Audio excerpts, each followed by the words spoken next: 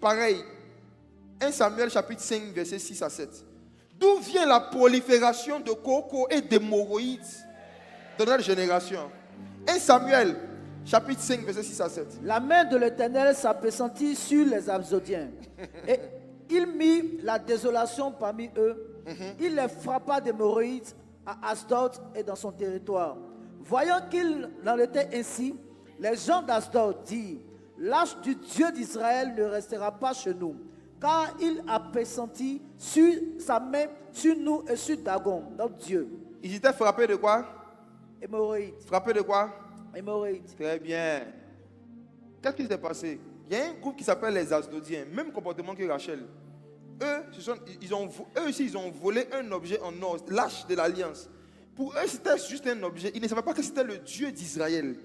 Ils ont volé un Dieu sans le savoir. Dieu avait donné un objet à Israël qui était un symbole de sa présence et de sa gloire. Ils ne savaient pas que derrière cet objet-là, il y avait un esprit, une charge spirituelle. Donc, en volant l'objet en question, ils ont volé Dieu lui-même. Et la conséquence de ça, c'était quoi? Coco. En d'autres termes, en français correct, des hémorroïdes qui ne peuvent pas être soignés par aucun tradipraticien et par aucun médecin. Et je vous dis la vérité, beaucoup parmi vous qui avez des hémorroïdes qui ne finissent pas, fouillez dans votre passé. Fouillez.